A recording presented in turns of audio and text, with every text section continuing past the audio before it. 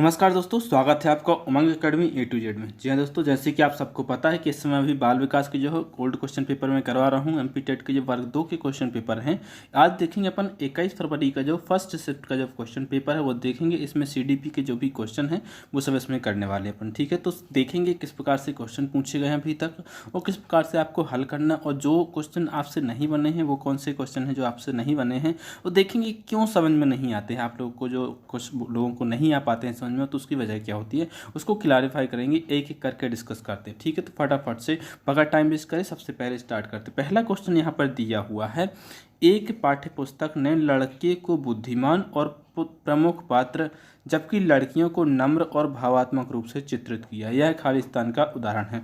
मतलब मैं लड़के को उसने क्या किया है, एक पाठ्य पुस्तक है उसमें लड़के को बुद्धिमान बता दिया और प्रमुख पात्र बता दिया, ठीक है। जबकि लड़की को क्या है, नम्र बताया, नम्र स्वभाव का, और भावात्मक रूप से चित्रित किया है। तो इसका मतलब क्या है, लिंग रूढ़िवादिता है, लिंग भेद है, या फिर लिंग समरूपता, या फिर लिंग संवेदनशीलता। तो ये क्या है, लिंग रूढ़िवादिता है। जब इस प्रकार की भावना होती है ना कि लड़के को एक चीज़ के में यदि बोला जाए कि लड़के मैथ पढ़ते हैं, लड़कियां जो होती हैं वो होम साइंस पढ़ती हैं, लड़के साइंस पढ़ते हैं, लड़कियां क्या होती हैं गृह कार्य वाला पढ़ती हैं। तो इस प्रकार की जो भावना होती है वो लिंग रूढ़िवादिता होती है, ठीक है। पहला क्वेश्चन यहाँ पर क्या जो है, पहले का पहला सही हो जाएगा, ठीक है। नेक्स्ट क्वेश्चन जो है, दूसरा क्वेश्चन देखिए यहाँ पर, एक निश्चित दूरी के बाद दो समांतर रेलवे लाइनों की ट्रैक मिलती हुई दिखाई पड़ती है। इसका एक उदाहरण है खालिस्तान का काय का है, मिलर लायर भ्रम का है, परिदृश्य भ्रम का है, गति भ्रम का, या फिर दृष्टि भ्रम का। ये क्वेश्चन फिजिक्स का, लेकिन आपको बाल विकास में दिया है, तो ये बेसिक से चीज़ें जानकारी जो है पूछ ली जाती हैं बाल विकास में। अब आप इसको ये तो नहीं कह सकते कि आउट ऑफ कोर्स है, ये भी बिल्कुल जी हाँ बिल्कुल बाल विकास का कोर्स है। ये आपको दृष्टि जब आपको बारे में पढ़ाया जाता है, सिलेबस में दिया होगा तो बिल्कुल इसका टॉपिक आपको मिलेगा, ठीक है। लेकिन यदि नहीं दिया होगा सिलेबस में तो वो बहुत कम है जो आपको मिलेगा, इसके वीडियो बहुत कम मिलते हैं, ठीक है। यहाँ पर इसका सही जवाब क्या हो, यह परिदृश्य भ्रम। जब इस प्रकार का भ्रम है कि आप देख रहे हैं कि रेल की पटरियाँ रहती सीधी हैं, लेकिन आगे जाके आपको लगता है कि दोनों पटरियाँ जो हैं एक साथ में रहेंगी, तो क्या है, परिदृश्य भ्रम कहलाता है इस प्रकार का भ्रम, ठीक है। नेक्स्ट क्वेश्चन जो है तीसरा क्वेश्चन है। तीसरा क्वेश्चन क्या दिया, ऑप्टिज्म एक है, खालिस्तान क्या है। ऑप्टिज्म के बारे में बहुत ज़्यादा क्वेश्चन पूछा, तो इसके जो क्वेश्चन है वो आप 100% इसको नोट डाउन कर लीजिए, क्योंकि इसमें से क्वेश्चन हमेशा पूछा ही जाता है, ठीक है। तो इसको नोट डाउन कर लीजिए, ठीक है। ध्यान अभाव अतिसक्रियता विकार है, या द्विध्रुवी विकार है, या फिर विपक्षी उद्दंड विकार है, या फिर न्यूरो विकास का विकार है। तो किस प्रकार का विकार है, जो ऑटिज्म एक न्यूरो विकास विकार कैसा है, ऑटिज्म जो है एक न्यूरो विकास का विकार है, ठीक है। तो इसका सही जवाब हो जाएगा कौन सा, चौथा सही जवाब होगा तीसरे का। नेक्स्ट क्वेश्चन है तीसरा क्वेश्चन, चौथा क्वेश्चन दिया हुआ है, एक शिक्षक विद्यालय के प्रदर्शन में एक बच्चे की लगातार असफलता का पता निम्न रूप में लगा सकता है। यानी कि एक शिक्षक है, उसका कोई बालक है वो असफल हो रहा है कक्षा में, तो उसका कैसे पता लगाया जा सकता है।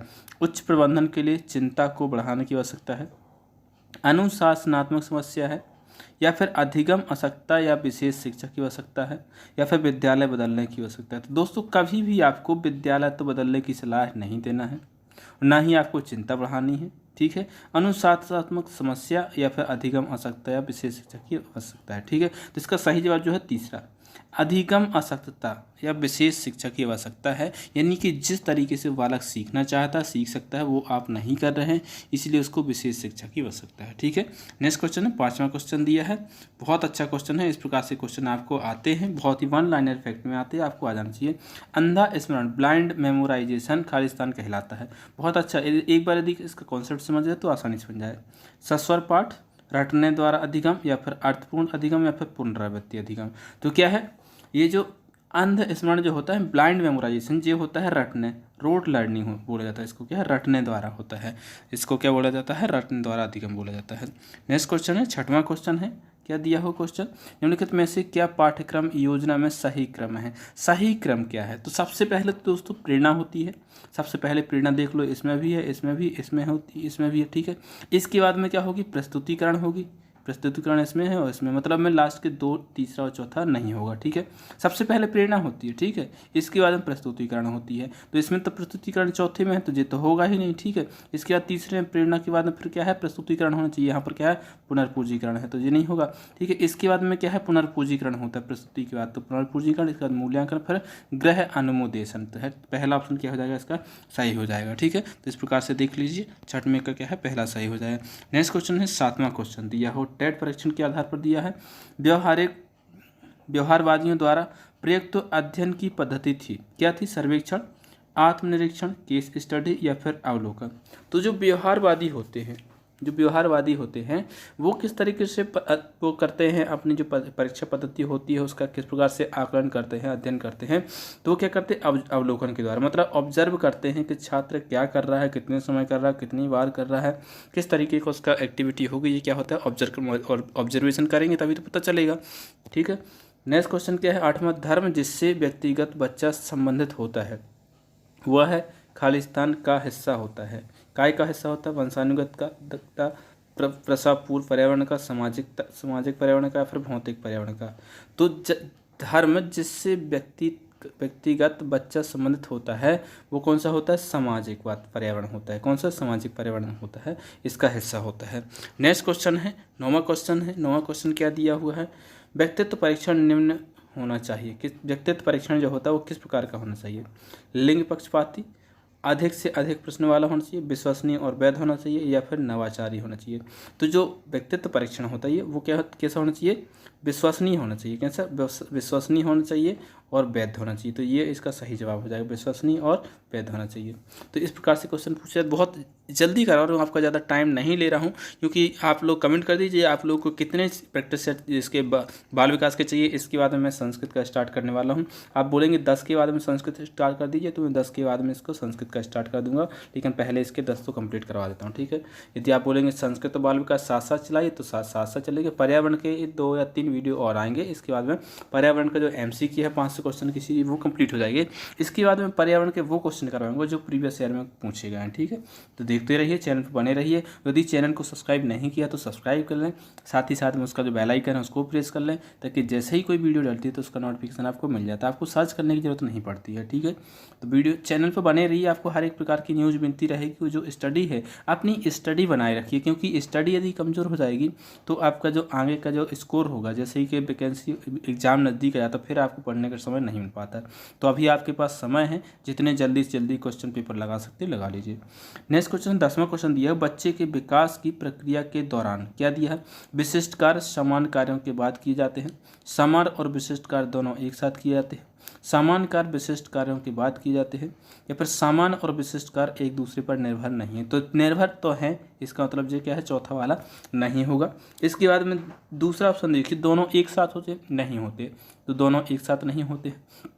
विशिष्ट कार्य जो होते हैं सामान्य कार्यों के बाद नहीं होते, उसके पहले होते हैं। तो विशिष्ट सामान्य कार्य विशिष्ट कार्यों के बाद होते हैं। जो तीसरा ऑप्शन क्या हो जाएगा, इसका सही हो जाएगा। मतलब सबसे पहले विशिष्ट कार्य होते हैं, इसके बाद सामान्य कार्य होते हैं, सामान्य कार्य विशिष्ट कार्यों के बाद होते हैं, बाद की जाते हैं। ठीक है, तो याद रखिएगा कौन सा हो जाएगा, सामान्य कार्य विशिष्ट कार्यों के बाद होते हैं, तीसरा ऑप्शन इसका सही हो जाएगा। नेक्स्ट क्वेश्चन है 11वां क्वेश्चन दिया हुआ है, क्या दिया हुआ है, डाल्टन योजना डाल्टन प्लान में नहीं है, क्या नहीं है, जो डाल्टन प्लान है डाल्टन ने जो दी है उसमें क्या नहीं है, स्वयं सीखना, समय सारणी, सहयोग या फिर स्वतंत्रता। तो जो डाल्टन जो योजना है उसमें क्या नहीं है, समय सारणी का कहीं पर यूज नहीं किया गया है। ठीक है, तो इसमें स्वयं सीखना दिया हुआ, सहयोग दिया, स्वतंत्रता दिया, तो ये सब तो उसमें है, लेकिन क्या नहीं पूछा है, क्या नहीं है, तो वो नहीं है, समय सारणी इसमें नहीं है। ठीक है, नेक्स्ट क्वेश्चन की बात करें, 12वां क्वेश्चन दिया हुआ है, सही और गलत की समझ होना ये खालिस्तान विकास का हिस्सा है, किस प्रकार का है, सांस्कृतिक, सामाजिक, नैतिक और व्यावसायिक। तो सही और गलत की जो समझ होती है वो होती है कि नैतिक होती है। ठीक है, अब आपके लिए एक क्वेश्चन है, क्वेश्चन क्या है कि नैतिकता का जो सिद्धांत दिया है वो किसने दिया है, नैतिकता का सिद्धांत दिया है वो किसने दिया है। ठीक है, ये कमेंट बॉक्स से कमेंट करके बताइए मुझे। आपने मेरे जितने भी वीडियो डाले हैं, यदि चैनल पर मैडम की कुछ क्लासें हैं, बाल विकास की कुछ मेरी क्लासें हैं, यदि देखे होंगे तो बिल्कुल आसानी से आप इसका जवाब दे पाएंगे। नेक्स्ट क्वेश्चन क्या है, मास्लो के अनुसार निम्नलिखित आवश्यकता में किसे कमी की आवश्यकता के रूप में जाना जाता है। मतलब जो मास्लो हैं, अब्राहम मैस्लो हैं, उनके अनुसार कुछ आवश्यकताएं थी, जो कमी की आवश्यकताएं थी वो कौन कौन सी हैं, उसका क्रम एक प्रकार से पूछा गया यहाँ पर। ठीक है, तो सबसे पहले जो होती है वो शरीर की सुरक्षा होती है। यहाँ पर ऑप्शन देखना, पहले में शरीर दिख रहा नहीं दिख रहा, दूसरे में दिख रहा नहीं दिख रहा, तीसरे में और चौथे में दिख रहा, मानी पहले और दूसरा क्या है अलग कर दीजिए। सबसे पहले शरीर की आवश्यकता होती है, शरीर की आवश्यकता होगी तभी तो शरीर के लिए कुछ और करेंगे, शरीर की सुरक्षा। इसके बाद शरीर की सुरक्षा होती है, उसके बाद में अपनापन होता है कि जो भी उसके घर परिवार का उसको अपना, उसके बाद में फिर उसकी मान्यता होती है कि उसकी बातें मानी जाए, और उसके बाद में सबसे लास्ट में जो एक और होता है पराकाष्ठा होता है, जिससे कि आत्मसिद्धि होता है। ठीक है, लेकिन इसमें क्या है आत्मसिद्धि, इनमें आत्मसिद्धि है। ठीक है, लेकिन क्या है ये नहीं है, शुरुआत में शरीर और सुरक्षा नहीं है। ठीक है, तो इसका जो है चौथा ऑप्शन सही हो जाएगा। नेक्स्ट क्वेश्चन है 14वां क्वेश्चन दिया हुआ है, क्या है, बहुत आसान क्वेश्चन है। एरिक एरिक्सन के अनुसार एक व्यक्ति खालिस्तान विकासात्मक चरणों से होकर गुजरता था, कितने चरणों से, 8 चरणों से होकर के गुजरता है। याद रखिएगा, इस प्रकार के क्वेश्चन सीधे सीधे नोट कर लीजिए, वन लाइनर में आपसे पूछे जाएंगे ही। बहुत ही अच्छे क्वेश्चन है ये, ऐसे क्वेश्चन रिपीट होते रहते हैं। ठीक है, नेक्स्ट क्वेश्चन है 15वां क्वेश्चन है, लक्ष्य के रूप में प्रदर्शन के साथ एक कार्य करने वाले शिक्षार्थी की विशेषता क्या है। क्या है, वे दूसरों से बेहतर करने के लिए काम में संलग्न होते हैं, वे गलतियों को सीखने के अवसर के रूप में देखते हैं, वे स्मार्ट और समझदार दिखना चाहते हैं, वे दूसरों के साथ अपने प्रदर्शन की तुलना करने और इसको जज करते हैं। तो मैं आपको इस प्रकार के जो क्वेश्चन हैं हमेशा पूछे जाते हैं इस प्रकार के क्वेश्चन। तो इसके लिए सबसे पहली बात कि कहीं पर भी आपको तुलना नहीं करना है, कहीं पर भी आपको क्या नहीं करना है, कहीं पर भी बेहतर देखने की कोशिश नहीं करना है। वो स्मार्ट और समझदार दिखाना चाहते हैं, कभी नहीं। अपने आप को किसी दूसरे को क्यों दिखाना चाहेंगे भाई, वो स्वयं सीखते हैं। तो वे गलतियों को सीखने के अवसर के रूप में देखते हैं। ठीक है, दूसरा इसका क्या हो जाएगा, सही हो जाएगा। बहुत ही अच्छे तरीके से आपको इसको समझ में आ जाना चाहिए। ठीक है, नेक्स्ट क्वेश्चन है 16वां क्वेश्चन, एक बच्चा ऊनो खेलने के लिए एक नया तरीका सीखने में असमर्थ है क्योंकि वह पहले से ही अलग नियम सीख चुका है, इसका क्या कारण हो सकता है।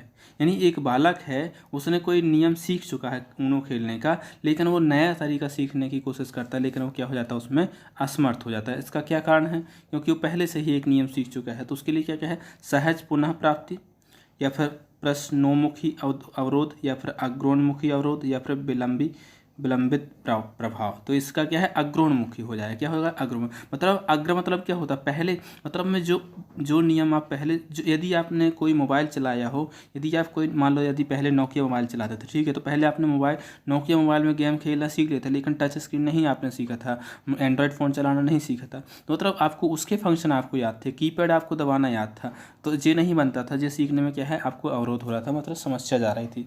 तो उसका मतलब क्या है, अग्रोन्मुखी अवरोध हो जाता। ठीक है, तो इसका तीसरा सही हो जाएगा। नेक्स्ट क्वेश्चन दिया हो 17वां क्वेश्चन दिया हुआ, क्या क्वेश्चन है, एक बच्चा कहता है कि उसका दोस्त जो 5 फीट लंबा है वह अपने चाचा से बड़ा हो सकता है जो केवल 4 फीट लंबा है। मतलब चाचा 4 फीट लंबा है।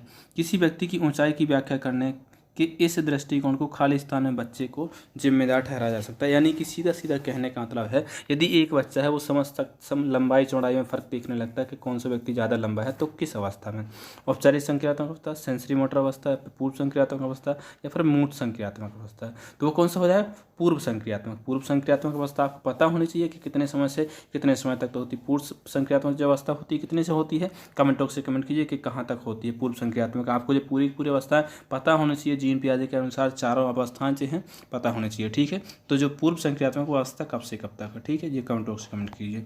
नेक्स्ट क्वेश्चन जो है, निम्नलिखित में से क्या जन्म से पूर्व होने वाले विकास को नकारात्मक रूप से प्रभावित नहीं करता। यानी जन्म से पूर्व होने वाले विकास को नकारात्मक रूप से प्रभावित नहीं करता, मतलब नकारात्मक रूप से प्रभावित नहीं करता। कैफीन, व्यायाम, शराब या फिर विकिरण। तो क्या है, व्यायाम जो है वो कभी भी प्रभावित नहीं करता, चाहे वो जन्म हो या फिर जन्म के बाद हो। तो बाकी के यदि आप कैफीन ज़्यादा पीते हैं, यदि जो लेडीज़ प्रेग्नेंट है और यदि उसके पेट में बच्चा पल रहा है, यदि वो ज़्यादा कैफीन की मात्रा लेती है, शराब की मात्रा लेती है या फिर विकिरण ज़्यादा लेती है, तो वो उसको किसी न किसी तरह से अपने बच्चे को प्रभावित करती है। ठीक है, जो व्यायाम है वो प्रभावित नहीं करता। पॉजिटिव, यहाँ पर पॉजिटिव रूप से देखना है, नकारात्मक रूप से प्रभावित नहीं करता, मतलब उसको नुकसान नहीं पहुँचाता। नकारात्मकता मतलब क्या होता है, नुकसान।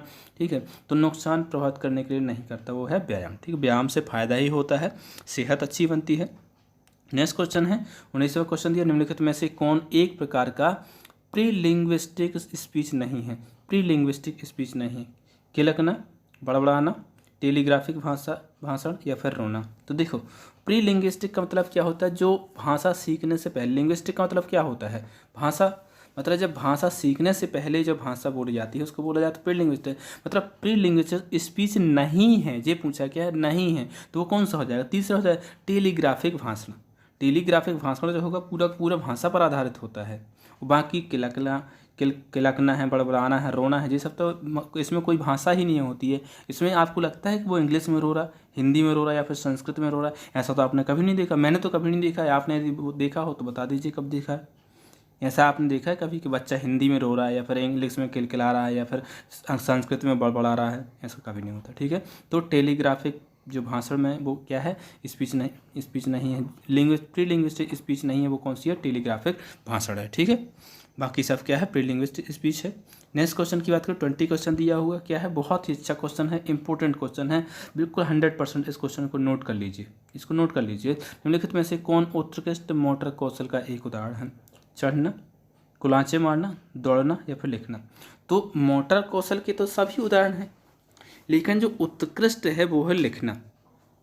जब आप लेखन कार्य कर पाएंगे, जब बहुत अच्छे तरीके से आप उसमें सक्षम हो जाएंगे, यानी आप अपने जो आपकी जो हाथ हैं उनमें उंगली हैं उनमें अच्छे तरीके से क्या कर पाएंगे, कंट्रोल कर पाएंगे। ठीक है, तो उच्च हो जाएगा।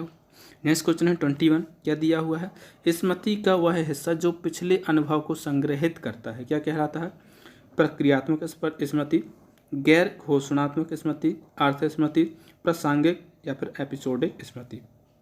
तो जो स्मृति जो होती है कौन सी, जो पिछले अनुभव को संग्रहित करती है वो कौन सी होती है, प्रासंगिक स्मृति कहलाती है। ठीक है, याद रखिएगा, इसके ऊपर एक टेट जो है वो भी क्वेश्चन इसमें मिलेगा आपको, जो व्यक्तित्व परीक्षण के आधार पर है।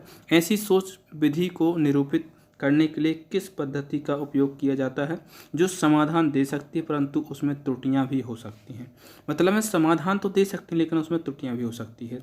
बुद्धि, युक्तिवाक्य या फिर एल्गोरिथम या फिर अनुभव स्वानुभाविक या फिर स्वतः शोध। तो क्या है, स्वतः शोध, मतलब जो आप स्वयं से शोध करेंगे, अपने स्वयं के अनुभव करेंगे, तो उससे क्या होगा, समाधान तो मिल सकता है लेकिन कभी कभी त्रुटि भी हो सकती है, क्योंकि आपने वो उस खुद स्वयं की सोच है ना, आपकी स्वयं विकसित किया है उसको, तो गलती तो होती है, गलती करके ही तो सीखते हैं। ठीक है, तो इसका चौथा ऑप्शन क्या है, सही हो जाएगा। नेक्स्ट क्वेश्चन है 23, अनुभवात्मक शिक्षा क्या है, अनुभवात्मक शिक्षा क्या है, एक पाठ्यक्रम जिसमें अच्छी तरह से छात्रों के अधिगम का मार्ग परिभाषित है। एक शैक्षिक दर्शन इस विचार पर आधारित है कि अधिगम अनुभव के माध्यम से होता है, यह अनुभवों के मध्य से अधिगम है, निरंतर अभ्यास से अधिगम है। तो पहला तो हो ही नहीं सकता, एक पाठ्यक्रम जिसे अच्छी तरह से छात्रों के अधिगम का मार्ग परिभाषित है, क्या मार्ग परिभाषित नहीं है। दूसरा ऑप्शन क्या हो जाएगा, इसका सही हो जाएगा, अनुभव के माध्यम से होता है। जो भी अधिगम होता है वो अनुभव के माध्यम से ही होता है, जैसा आपका अनुभव रहेगा उसी प्रकार से आपका अधिगम होगा, मतलब उसी प्रकार से आप सीखेंगे। ठीक है, नेक्स्ट क्वेश्चन दिया हुआ, क्या दिया हुआ है, बहुत अच्छा क्वेश्चन है, अनुमोदक पालन पोषण द्वारा कौन सी विशेषता चित्रित होती है, अनुमोदक पालन पोषण के माध्यम से कौन सी विशेषता चित्रित होती है, उच्च उत्साह, उच्च नियंत्रण, उच्च उत्साह निम्न नियंत्रण, निम्न उत्साह उच्च नियंत्रण या फिर निम्न उत्साह निम्न नियंत्रण। तो जो अनुमोदन पालन पोषण होता है उसमें उच्च उत्साह मतलब उत्साह अधिक होता है, तो लास्ट के तीसरा और चौथा आप अलग कर दिए, उच्च उत्साह, सबसे पहले उत्साह देखना है आपको। ठीक है, इसके बाद निम्न नियंत्रण मतलब कम से कम नियंत्रण। जब भी आप किसी बालक का पालन पोषण करते हैं तो सबसे पहले आप उसको अधिक से अधिक उत्साह देते हैं, वो कम से कम नियंत्रण करते हैं। बहुत सारे जो माता पिता होते हैं वो बिल्कुल ऐसा रखते हैं बच्चों को कि बालक ज़मीन पर ना जाए, उसको धूल लग जाएगी। ठीक है, और वो इसको बिल्कुल छोड़ते नहीं कि वो गिर जाएगा, उसको गिरने दीजिए, उसको अपने आप उठने दीजिए, उसको धूल से खेलने दीजिए, प्रकृति से खेलने दीजिए, मिट्टी के साथ खेलने दीजिए। क्योंकि जो बच्चे, मैंने देखा है बहुत सारे बच्चे हैं, मैं भी रूरल एरिया से बिलोंग करता हूँ, कई मेरे साथी हैं जो शहर के रहने वाले हैं, जो कि कई छोटी छोटी यदि थोड़ा सा मौसम चेंज हो जाता तो वो क्या है, बीमार पड़ जाते हैं। लेकिन जो रूरल एरिया में होते हैं, जो बच्चे कई प्रकार की परिस्थितियों से गुजरे होते हैं, कई प्रकार के मौसमों से गुजरे होते हैं, वो ठंडी सर्दी गर्मी हर एक प्रकार के मौसम झेल चुके होते हैं, तो उनको कई प्रकार की बीमारी जो नहीं होती, क्योंकि उनकी जो एंटीबॉडी जो होती है वो इस प्रकार से पनप जाती है। ठीक है, उच्च उत्साह और निम्न नियंत्रण, तो बहुत ज़्यादा नियंत्रण नहीं रखना है आपको अपने बच्चों को। ऐसा नहीं कि आंख बंद करके विश्वास कर लें, लेकिन थोड़ा सा उनको फ्री भी छोड़ना। निम्नलिखित में से किसने विकास के चरणों से जुड़े विकास सिद्धांत को प्रस्तुत नहीं किया, मतलब विकास के जो चरण हैं उससे संबंधित किसने विकास के सिद्धांत को प्रतिपादित नहीं किया है? फ्राइड, बंडूरा, पियाजे या फिर एरिक्सन? तो किसने नहीं किया? बंडूरा ने जो है विकास का सिद्धांत नहीं दिया है। ठीक है, नेक्स्ट क्वेश्चन की बात करूँ। नेक्स्ट क्वेश्चन है 26 क्वेश्चन दिया हुआ है। भाषाई बुद्धिमत्ता से संपन्न व्यक्तियों में कौन सी क्षमता होती है? संख्यात्मक पद्धति के प्रति संवेदनशील, लय ताल बनाने की क्षमता, संगीत की अभिव्यक्ति के रूपों की सराहना, या फिर ध्वनि, लय ताल और शब्दों के अर्थों के प्रति संवेदनशीलता? तो इसका सही जवाब है चौथा, ध्वनि, लय ताल और शब्दों के अर्थों के प्रति संवेदनशीलता। मतलब वो भाषाई है ना, मतलब उसके पास भाषा की बुद्धि है, तो ये सब तो उसके पास होना ही चाहिए। ठीक है, इसका सही जवाब हो जाएगा चौथा। नेक्स्ट क्वेश्चन है 27, शिक्षकों को जो राज्य प्रमाण पत्र देने का मुख्य उद्देश्य क्या है? जो मानसिक रूप से अस्वस्थ हैं उन्हें पेशे से बाहर करने के लिए, शिक्षा शास्त्र में प्रशिक्षित नहीं होने वाले को पेशे से बाहर करने के लिए, या शिक्षक प्रशिक्षण संस्थानों की गुणवत्ता की निगरानी करने के लिए, या फिर पूरे राज्य में प्रवेश स्तर शिक्षक योग्यता का एक समान मानक प्रदान करने के लिए? तो सही जवाब इसका चौथा, एक प्रकार का मानक तैयार किया जाता है। जब भी आप जैसे टेट का एग्जाम देंगे तो एक मानक तैयार किया जा रहा है ना, कि मतलब कितना स्कोर कर रहे हैं आप। ठीक है, तो चौथा इसका सही हो जाएगा। दोस्तों आप सभी से रिक्वेस्ट है, यदि चैनल को सब्सक्राइब नहीं है तो सब्सक्राइब कर लें, और भी किसी अन्य प्रकार की वीडियो देखना है तो डिस्क्रिप्शन बॉक्स में प्लेलिस्ट की लिंक मिल जाएगी, तो वहाँ से जाकर के आप देख सकते हैं, और चैनल को सब्सक्राइब कर लें।